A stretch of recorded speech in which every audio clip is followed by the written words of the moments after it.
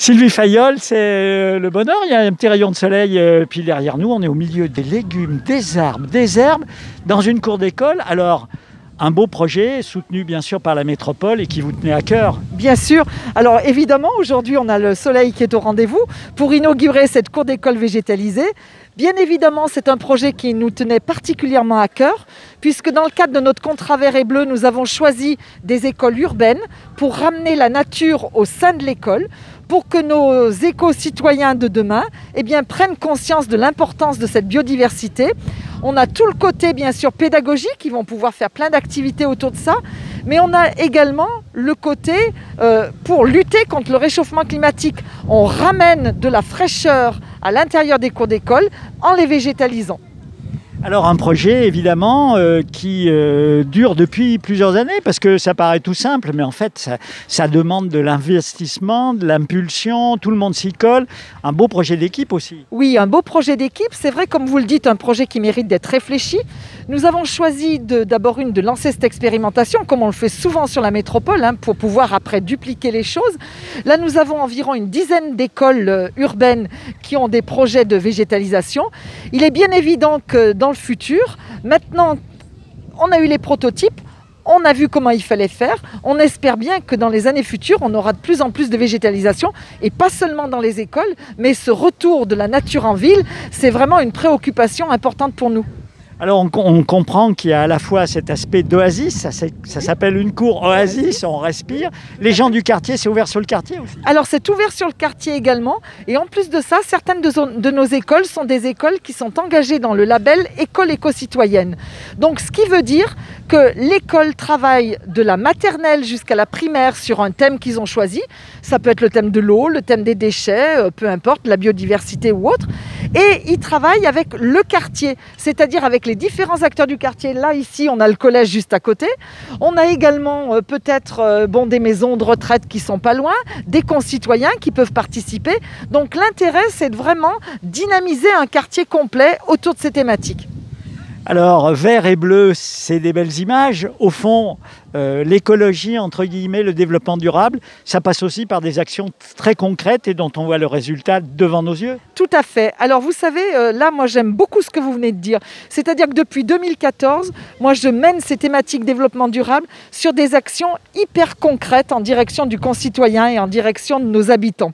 Parce que c'est pas tout d'avoir des grandes théories. Il faut que les gens s'approprient ces choses-là et faire des réalisations très concrètes que tout le monde puisse voir. Et vous savez, il n'y a pas de petites choses qui sont faites. C'est ces petites choses multipliées les unes à côté des autres qui vont nous aider justement à implanter cette transition écologique et énergétique au sein de notre territoire. Alors c'est valable pour la végétalisation des cours d'école, c'est valable pour la végétalisation des villes, mais c'est aussi valable quand on parle de la qualité de l'air, parce que la qualité de l'air, on sensibilise nos citoyens et on met en place des programmes. Exemple, on va les aider pour la conversion de leur véhicule. Jamais on va faire de l'écologie punitive en disant c'est pas bien de rouler avec ça. Non, on fait une écologie pédagogique et on met en face des aides pour que les gens puissent franchir les seuils. C'est même chose pour les gens qui ont des foyers, par exemple foyer ouvert de cheminée. Eh bien, on va les aider pour acheter des poêles beaucoup plus, efficaces, cette étoile pour la qualité de l'air. Donc nous, sur la métropole, c'est vraiment comme ça qu'on envisage l'écologie. Une écologie, un développement durable, je dirais même. Un développement durable qui est basé sur sur le concret, sur la pédagogie et également sur quelque chose qui entraîne tout un territoire derrière nous. Nous, on impulse et il faut que tout le monde suive. Voilà. Alors, dernière question, on sort d'une période électorale où malheureusement beaucoup de nos concitoyens ne se sont pas déplacés aux urnes. Des actions comme ça vous fait du bien à vous les élus parce qu'au moins les concitoyens, ils voient que ça sert. C'est utile, c'est indispensable. C'est indispensable et c'est utile. Et je pense que quand on est élu pour servir. On est élu pour servir un territoire. Donc il faut que nos concitoyens se rendent compte de ces actions-là et qu'on ait des actions qui puissent palper. Et je pense que ça, c'est très important. Et il ne faut pas à mon sens, il ne faut pas toujours annoncer des choses, mais il faut faire les choses sur le terrain. On annonce quelque chose, on le fait derrière. Et leur montrer que le développement durable, ce n'est pas une décroissance. Parce que ça, c'est vraiment quelque chose sur laquelle j'insiste. le développement durable, c'est une nouvelle croissance, c'est une croissance verte, c'est aller vers d'autres choses et montrer que c'est utile à tout le monde, parce que ça sera utile, mais même au niveau santé environnementale. C'est-à-dire que c'est important que nos concitoyens prennent cette thématique à bras-le-corps, parce qu'on travaille pour leur santé et pour le monde, un meilleur monde pour demain. Voilà. Eh bien, écoutez, merci à Jean-Marc derrière le téléphone. Et vous voyez derrière nous, eh bien, voyez cette cour, on va aller la visiter. On va rencontrer aussi tous les acteurs de ce beau projet. Merci. Je vous en prie. Voilà, merci. Alors nous sommes au milieu de la verdure, un petit rayon de soleil. C'est le paradis, c'est l'oasis là. Alors Lily, vous êtes dans ce projet une des parties maîtresses de la conception et de la réalisation de l'espace qu'on a autour de nous. Dites-nous un peu qui vous êtes et pour quelle agence vous travaillez. Alors, Lily Chevalier, je suis paysagiste, concepteur et urbaniste. Je travaille pour l'agence Fabrique Architecture Paysage. C'est une agence d'architecture et de paysage qui est plutôt spécialisée dans les milieux ruraux et agricoles. Et là, alors, c'est complètement différent. Là, c'est un projet original, intéressant pour vous, cette cour d'école. Oui, c'est des thématiques qui sont d'actualité, qui touchent tout le monde et qui sont facilement aussi imaginables à être reproduire sur d'autres secteurs. Ça reste des projets qui sont facilement reproductibles. Donc c'est intéressant d'avoir des projets pilotes comme ça qui entre guillemets donnent l'exemple, donnent envie aussi. Donc c'est un projet qui est intéressant pour ça.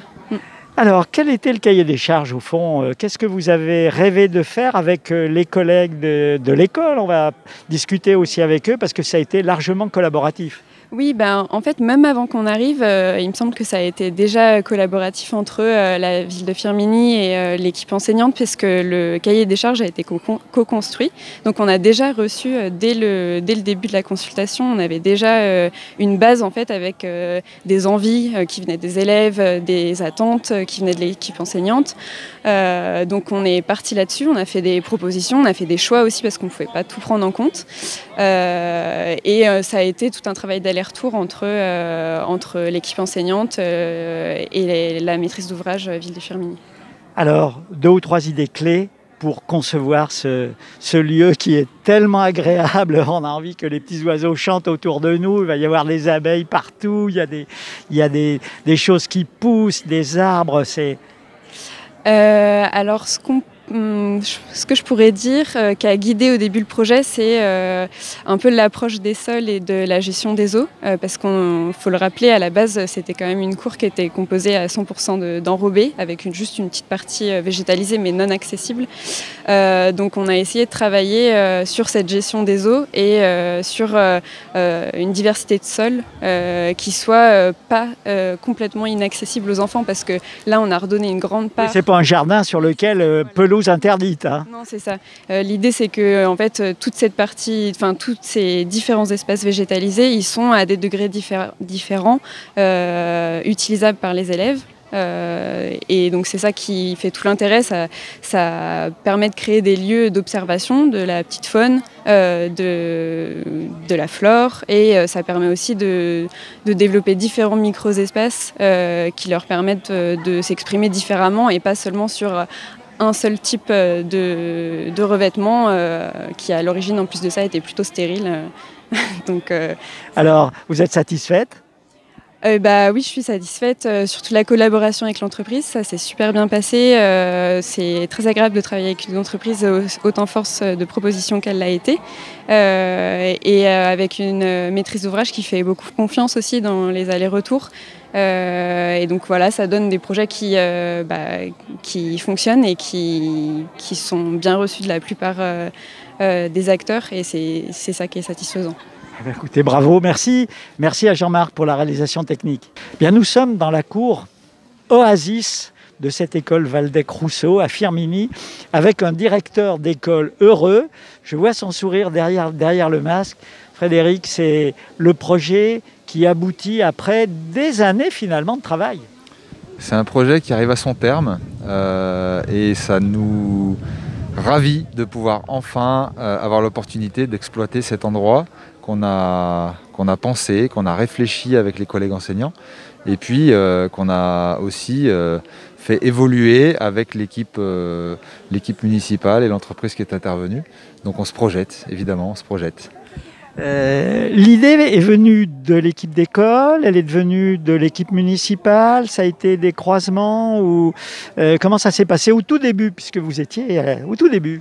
Alors la démarche globale, c'est Saint-Étienne Métropole qui l'a initiée avec le corridor. Corridor vert et bleu. Corridor vert et bleu. Mais nous, on avait déjà lancé pas mal de travaux et d'idées autour de l'environnement. On travaillait beaucoup la biodiversité avec les élèves. Et dès qu'on a entendu parler de cette idée-là, on s'est rapproché de la municipalité. Et puis, on a essayé de s'intégrer dans cette idée-là, de faire une cour oasis, sachant qu'à l'origine, on avait un espace qui était entièrement goudronné. On imagine, hein. Toutes les cours d'école, finalement, c'est plus simple pour l'entretien, pour des tas de raisons, pour apparemment l'hygiène. Les gamins n'ont pas les pieds pleins de boue quand il pleut. Mais vous partez sur un autre projet. Alors, nous, les pieds pleins de boue, ça ne nous fait pas peur. Ça fera peut-être peur aux dames de service. Mais nous, au contraire, on se rend bien compte aujourd'hui que les enfants, ils ont besoin d'avoir ce contact avec la terre, d'avoir ce contact avec la nature. Le ballon, il a sa place dans une cour.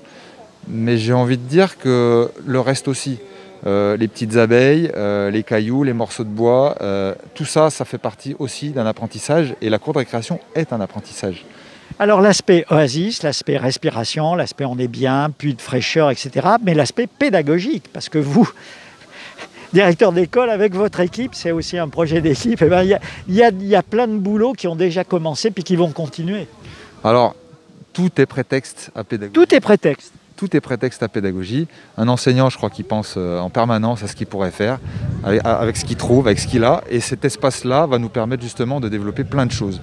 On a un coin. Vous avez déjà commencé? On a déjà commencé, on y a déjà réfléchi. D'ailleurs, ça a fait partie de nos discussions lors de l'élaboration du projet. On a un espace jardin qui va se développer, dans lequel il y a déjà des plantations. Ça pousse bien, hein, cette année en plus. C'est une bonne année pour les jardins. On a plutôt de la chance cette année. Alors, est-ce qu'on va en récolter les fruits? Je ne pense pas. Mais les fruits et légumes seront à disposition des parents d'élèves. Donc, ils pourront de toute façon en profiter. Donc, cet espace jardin. Et puis, il va y avoir un petit cheminement au milieu des herbes qui va nous permettre d'aller sentir, toucher, voir cette biodiversité qui est au plus près des enfants. Et il y a aussi un espace avec une estrade où les enfants vont pouvoir se placer à l'extérieur et éventuellement faire de la poésie à l'extérieur, de la chorale, voire même des cours. Un petit théâtre de verdure. Un petit théâtre de verdure. Dans la verdure. Dans la verdure, et puis un espace extérieur qui ouvre à d'autres horizons. Donc on se projette, tous on se projette avec nos idées, chacun notre manière de voir les choses, mais ça nous ouvre un champ des possibles. Réaction des élèves, réaction des enfants, ils ont été partie prenante ou pour eux c'est resté quand même l'affaire des grands? On a essayé de les faire participer au mieux. Ce qui est compliqué, c'est que c'est un projet d'urbanisme. L'enfant n'a pas forcément ce regard-là des choses. Et puis, ils sont habitués à cet espace qu'ils ont vu et ils ont eu du mal à se projeter sur le reste. Par contre, maintenant qu'ils voient l'évolution, le changement, ils n'ont qu'une envie, c'est d'aller y goûter. Les parents? Les parents, ils sont d'autant plus ravis que c'est un espace qui fait partie de leur quartier. Et donc, ça va leur amener aussi cette espèce de quiétude, cet endroit qui ressemble à un parc et qu'ils vont certainement pouvoir utiliser aussi à leur manière. Ce fameux label décerné par l'Éducation nationale, vous allez essayer de l'avoir. De quoi s'agit-il?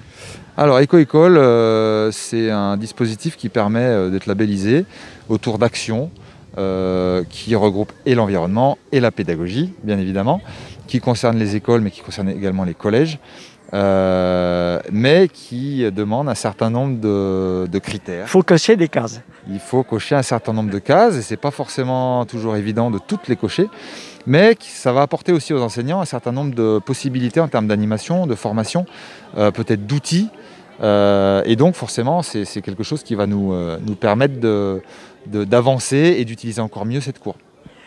Alors dernière question, voilà, le projet il est fini, il va vivre maintenant.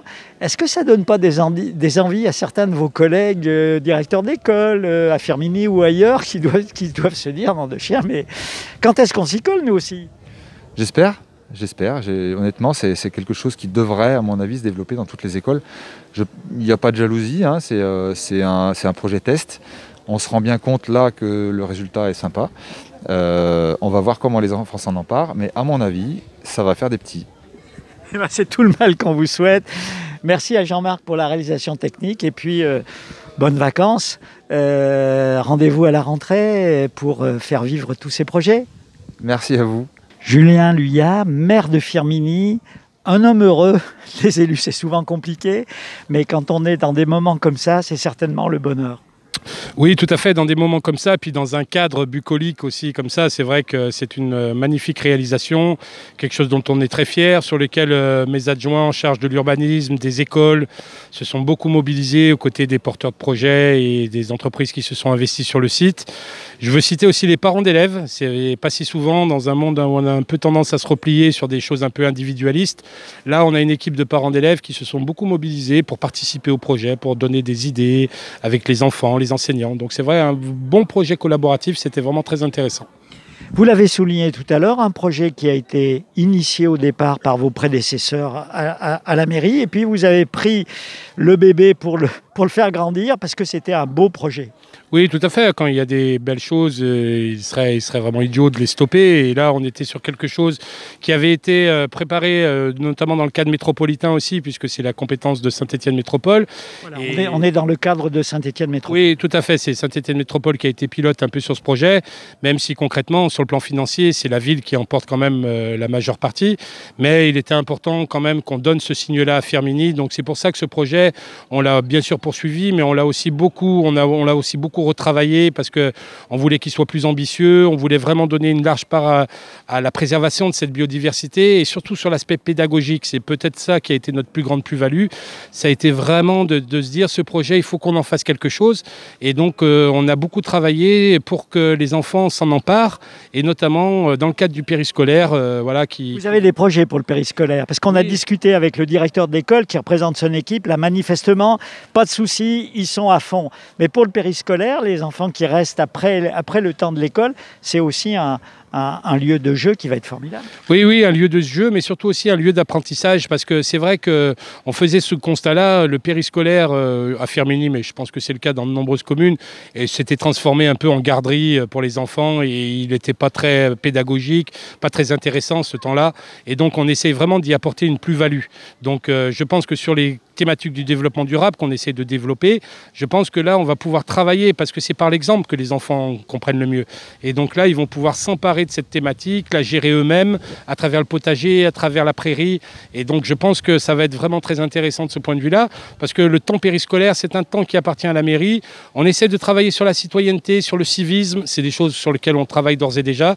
Et grâce à cette réalisation dans cette école, on va pouvoir y amener un élan plus sur le développement durable, ce qui est très intéressant aussi. Alors vous avez aussi souligné le fait que ça va être ouvert sur le quartier. Les gens du quartier vont s'emparer aussi de ce projet, qui n'est plus un projet maintenant, qui est une réalité. Oui, tout à fait. C'est vrai que ça a été notre souhait aussi de se dire il faut que l'école elle soit ouverte sur l'extérieur. Et peut-être que si on arrive aussi, c'est peut-être l'objectif que l'on aurait l'été, c'est de laisser la cour ouverte pour que les gens, l'été, les anciens, nos seniors, puissent profiter de ces endroits de fraîcheur, de ces bancs qui sont quand même assez bucoliques. Et donc, c'est pour ça que ça a été vraiment un souhait d'ouvrir l'école sur l'extérieur et que c'est pour ça aussi qu'une partie de ce projet a été réalisée en dehors du périmètre de l'école et c'était très important pour nous et je pense que aussi pour le cadre de vie, parce que c'est vrai qu'un quartier ça évolue et il faut que le cadre de vie évolue avec, et je pense qu'on a besoin aujourd'hui de retourner sur des choses simples, et puis le réchauffement climatique nous oblige aussi quelque part, donc quelque part on est très heureux de modestement à l'échelle locale d'y apporter un peu notre pierre à cet édifice. Alors, dernière question, ça va faire des envieux, cette cour Oasis. Vous avez d'autres projets du même ordre pour d'autres écoles, parce qu'on peut imaginer dupliquer en adaptant, bien sûr, à la réalité de chaque lieu. Bien sûr, oui. Alors, c'est vrai que Métropole a lancé d'autres projets dans d'autres communes qui, en fonction des lieux, sont différents, mais qui sont dans le même dispositif Oasis. Et il est vrai que, il serait fou de ne pas penser qu'on puisse le faire dans d'autres écoles de Firminy. Firminy. Alors on avait déjà eu une idée, mais étant donné que sur cette école, ce qui est l'école de la Barge, on va bouger sur la structure, donc je pense que c'est prématuré de pouvoir envisager ça. Mais sur d'autres écoles de la commune, on a quelques idées, elles pourraient vraiment être dupliquées et je pense qu'on aura tous à y gagner, hein. Alors, dernière remarque, notre semaine Firminy avec RCF, vous aviez souhaité qu'elle soit un peu thématisée autour justement du développement durable, du vert et du bleu, une satisfaction. Oui, c'est une satisfaction, puisque je sais que vous avez rencontré aussi l'association O2. C'est vrai que c'est une association qui nous aide dans le projet que nous montons de création d'une voie verte sur Firminy. Donc c'est vrai qu'on a beaucoup de projets qui sont attraits au développement durable. Moi, j'ai toujours considéré que l'écologie, elle appartient à aucun parti. Je crois qu'on est tous conscients qu'on a œuvré fortement dans ce domaine, pas juste parce que c'est la mode actuellement, mais parce qu'il faut préserver notre planète. C'est une obligation, je dirais, naturelle. Et donc, de ce point de vue-là, moi, je suis quelqu'un de pragmatique et je me dis qu'aujourd'hui, il faut qu'on aille de plus en plus sur des réalisations qui soient bénéfiques à l'environnement, parce qu'on ne peut plus se contenter de polluer, d'attendre les générations futures que ce soit elles qui prennent en charge ce projet, enfin cet élan. Et donc aujourd'hui, on a décidé, voilà, à notre échelle, à Firminy, de prendre ce sujet à bras-le-corps. Merci à Jean-Marc pour la réalisation technique. Merci beaucoup.